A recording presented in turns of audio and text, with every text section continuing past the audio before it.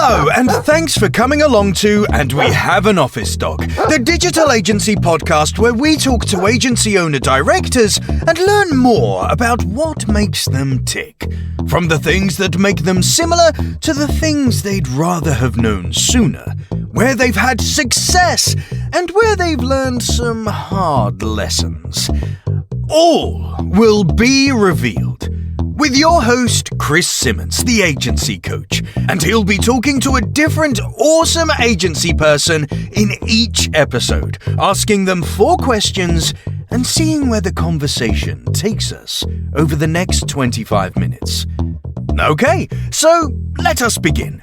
Over to you, Chris. Hello, thanks very much, voiceover guy. And we've got on the podcast today, Himani. How are we doing? I'm doing great, Chris. Thank you so much. How are you? Good, and it's lovely to see you again just after Brighton SEO in April. So when this goes out to air, it will probably be the September edition of Brighton SEO. So hopefully I'll be seeing you very soon. Yeah, absolutely. Fingers crossed. So tell us, who are you? What do you do at Missive Digital? Tell us all about the agency. Right. So, I would say that, before coming to directly talk about Missive Digital, let me give you a little background of where I come from. Please. So, I did my IT. So, I'm a IT graduate. And so I had a couple of knowledge around, programming languages.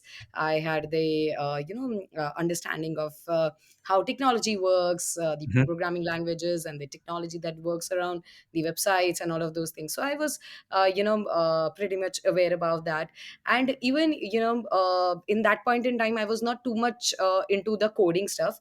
I more likely loved the creating the algorithms, processes, and software project management. I mean, that was something my favorite subject, software project management. So I loved that, and I was pretty much happy doing it. So I, because I was little less excited about coding, I had an option right after the graduation that whether I should go for PHP course or a search engine optimization course, because that was trending in India Yeah. when I graduated, right? So it was that kind of thing, and I thought that okay, PHP would be too technical and too code stuff. So I would say, okay, let me stay away from that. Let me do a little course from search engine optimization thing. So I was like, I did that from a local training center. They were also into agency as well.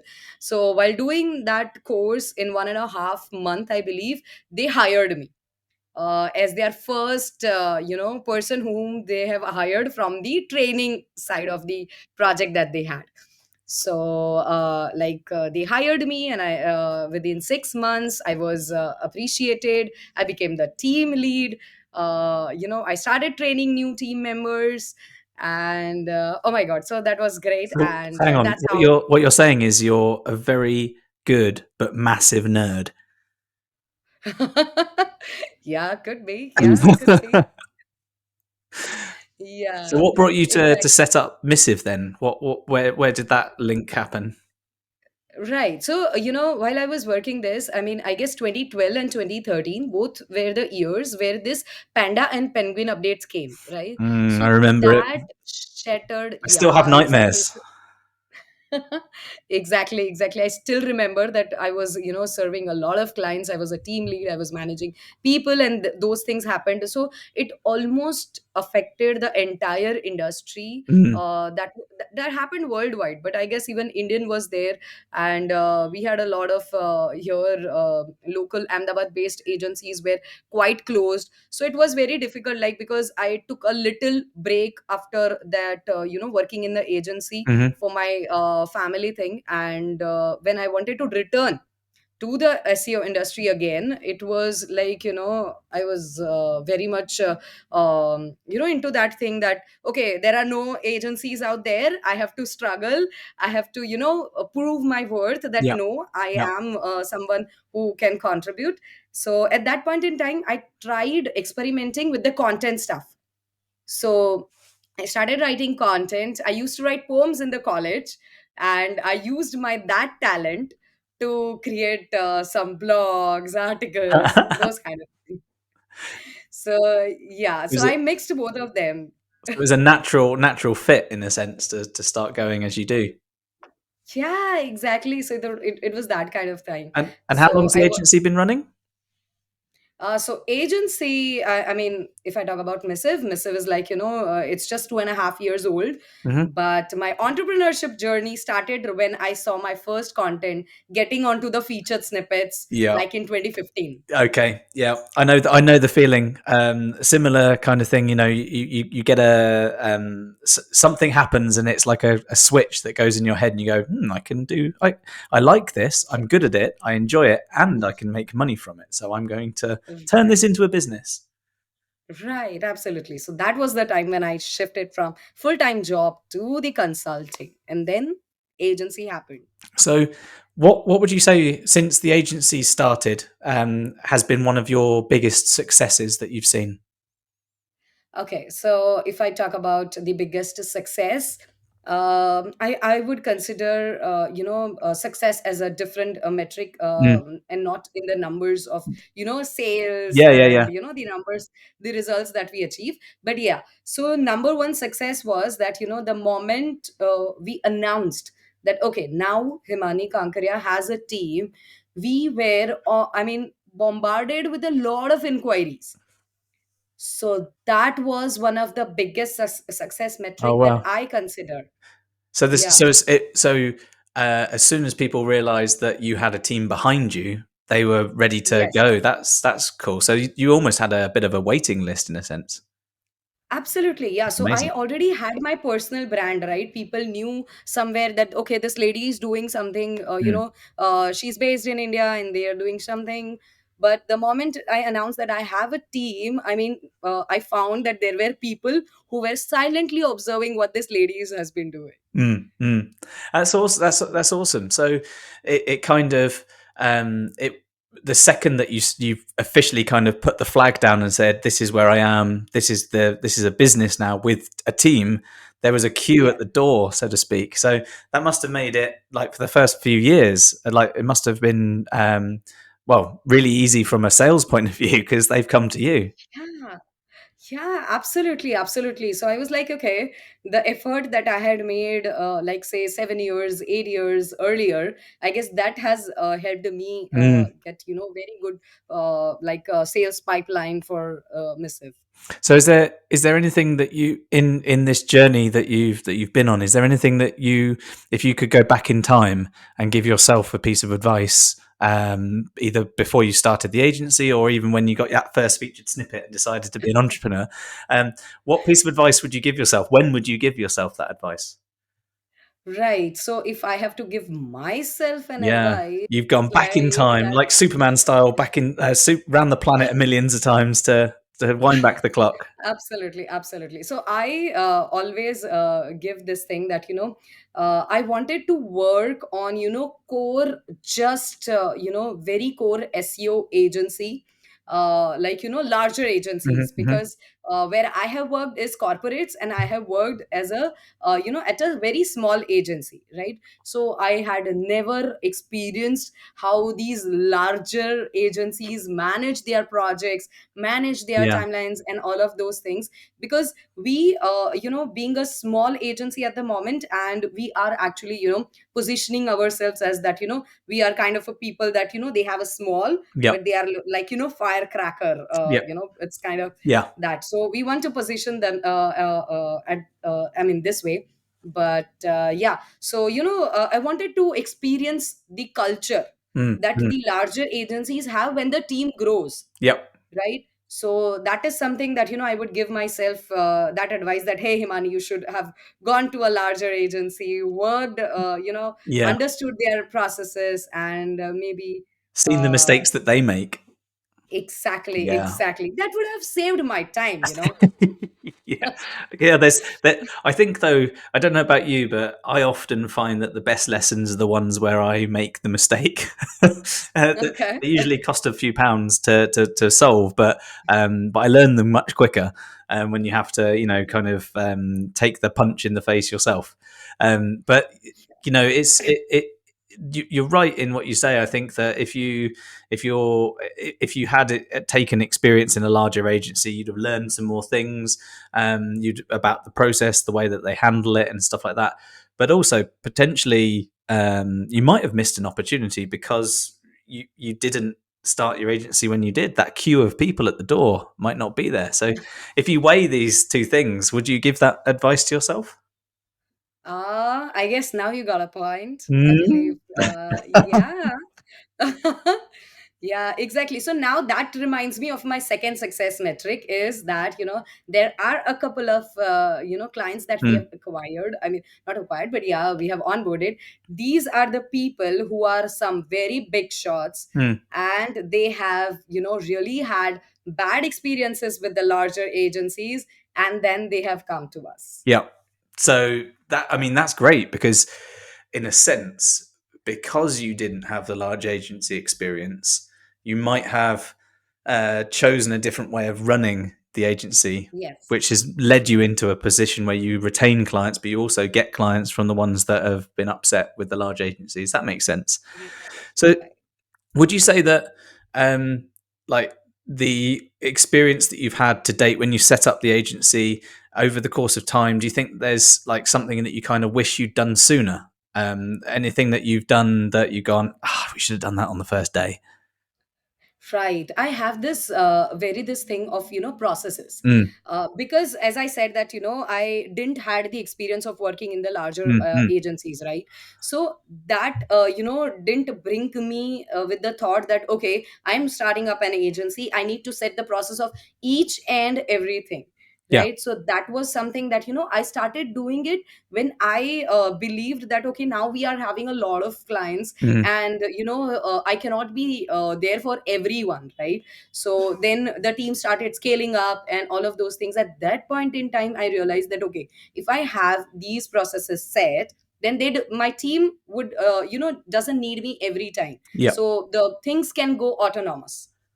Mm. And so, yeah, building a thing that you don't need to be in but you want to be in is a dream that all agency owners have.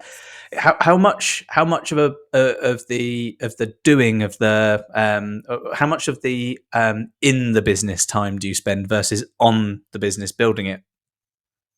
Okay, so I would say that, I guess I am involved almost 50% of the time, Hmm. because, I have allocated my processes, I have allocated my time Mm, accordingly, so that, I mean, every client that we have, I'm always involved in their strategic thing. I'm involved whenever there are, monthly mm, strategic calls or quarterly, the business level goals, yeah, marketing goals, and all of those things. So I'm involved there as well.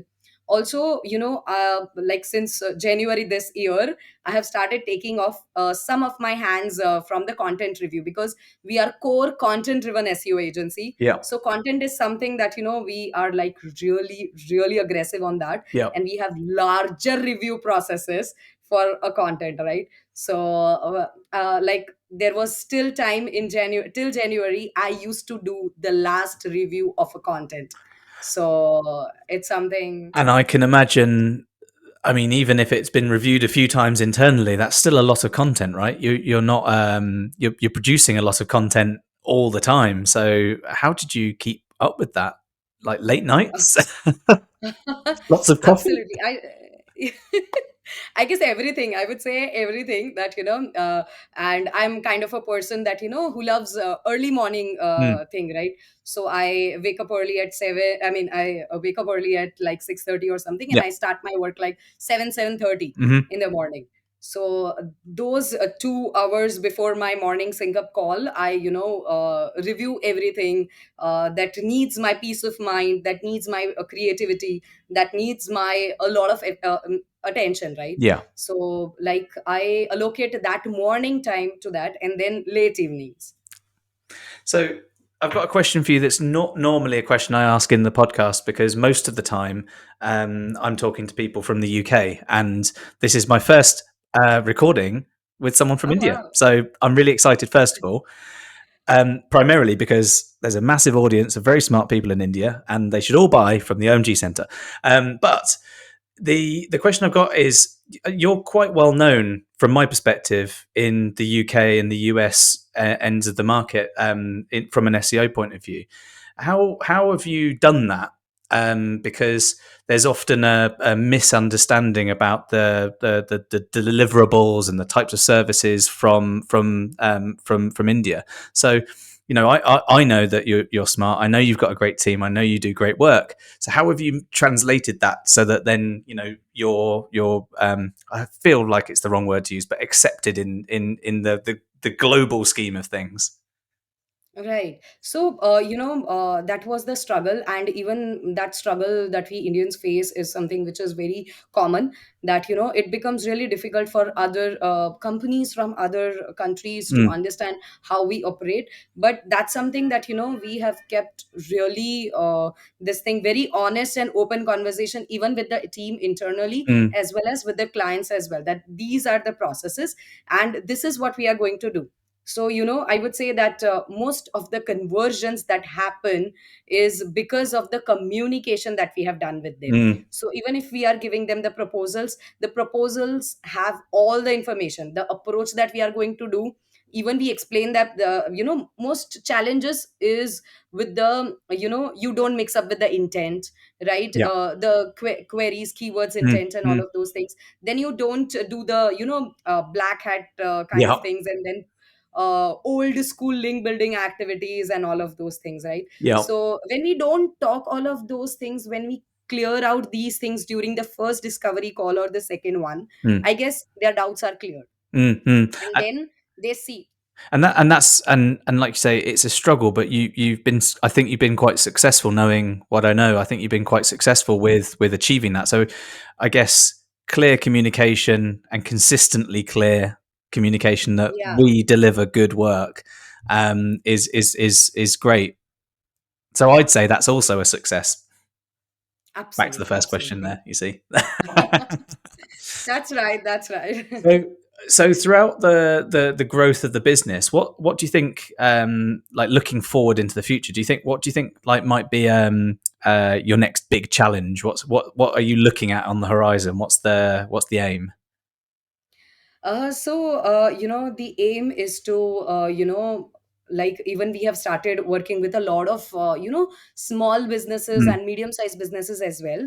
Till date, we were not working. I mean, our target audience was always the larger agencies or larger corporates or mm, the unicorns, the SaaS companies, and all of them, right? mm, But now we have started working and taking the projects for small and medium-sized businesses as well, because we are seeing that, there are a lot of agencies out there that they are still using those old school SEO techniques, which doesn't work. And I feel for them, because yeah, it's something that even we are not a larger company, right? We are also a small company, and small companies also need good work, right? yeah, So the aim is that we want to become that one name for any business who is looking for open, honest, and transparent communication yeah. with any service that they take with us. And I think you're very right here. There's an awful lot of small businesses which don't know what to buy because they don't have the technological maturity or can't afford the big fees, or they just don't have the capacity to do it. And oftentimes they'll buy from the wrong people, or they'll automate something, or they'll duplicate something, let's say, and pandas come and get them. And if there's a way that those smaller businesses can have a access to this, then that's really cool. Absolutely. Even small businesses have this thing that they have their in-house team, but there is no person who would, strategize for them. So we have recently even, launched one new engagement model where, we provide the marketing strategies. We provide that, how each of the marketing channel needs to be done Yeah. so that your SEO performs, your all the other marketing channel performs. So we become the marketing thinkers, the Mm. marketing strategist for those businesses who have the team, but they don't have the approach, they don't have the right strategy to be implemented on. Mm. right? So that's something that we have started doing, and we want to touch base every business who is very passionate, a business owner who is very passionate. They want to grow, but they don't have the right set of Yeah. understanding. Yeah, so I mean, for the hopefully this is true. For the most part, anyone who's running their own business, and it's even if it's a baby brand new business, there's a passion and a desire to grow. And like, I don't know how many people I've spoken to in the past who still don't even know that SEO is a thing, and I feel like that's strange to people like us. But I'm pretty confident that uh, that they would be at least asking, like, how do I get found, and then find that information and then ask the questions. But giving them access to something that is an opportunity to grow is a really good lofty aim, because there's an awful lot of small businesses around the world. In the UK, I think there's 2.5 million or something. No, not that's 250,000. I can't remember now. That's the totally wrong numbers. I'll look it up after this. um, so so if someone's listening to this podcast right now, they're about to start their own agency, or they've just started an agency and they're waiting for your nugget of advice, what one piece of advice would you give them to take away? I would say that, no matter whatever happens, right? Even you are facing, say, budget crunch, or even if you are facing, issues with the, say, getting more customers or anything, don't change, or, I would say that don't deviate from the values that you have created for Mm, your business. yeah. Because what happens is, it is very easy when you see a downfall in your business or something like that, you might tend to change your values, considering that no, you need to change this because you want to scale your business, you want to scale your grow your business. No, you Mm, don't need to do that, because your values will define who you are and how you will run your agency. So really, really good. And do you know, this is, I think, episode 65, I think, and we've had lots of different pieces of advice, and that's a really important piece of advice to listen to if you are listening to this now. It's really easy to say yes to some money.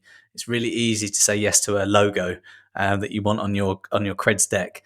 But if they don't fit your values, it's going to hurt both sides, and it's going to cost more than you'd imagine. And I think that's a really good piece of advice there. thank you, thank you. And if I have to ask you, Chris, what would be your piece of advice? Um, know your numbers. It's boring, but know your numbers. Know how to understand how cash works. Most education systems around the world don't teach you finance; they teach you mathematics. Learn the numbers and how they work, because I can't tell you how many agencies I see that have loads and loads of revenue, and they're great, and they're going, we're making millions, and they're brilliant, but they don't know how cash flow works. And 6, 8, 10 months down the road, they're still making lots of revenue, but they haven't realized they're not making any profit. And it's eating away at their cash reserves, and they don't know it because loads of revenue comes in on top of all of the other things. And if you focus on where cash flow is, and you focus on your profit margins, like work from a profit first perspective, then you keep your staff happy, you keep your staff paid, you keep your clients happy, and you make some money at the end of it. But if you don't know your numbers, then you could have all the values in the world. You don't have a business. Absolutely, absolutely. This is gold. I mean, this is the best, advice that you can give to any agency owner. Wonderful. Thank you so much for coming onto the podcast today, Himani. It's been brilliant to talk to you. Yes, it was an honor. Thank you so much for having me, Chris. You're welcome, and we'll have you on season 2 in about a year's time to talk about how great you've been progressing and things like that in the last year. Oh, awesome. That would be great. There we go. Thanks very much, and enjoy. In the next episode, we'll be talking with another agency leader to hear their story and the lessons they've learned along the way. So thanks for listening in the meantime.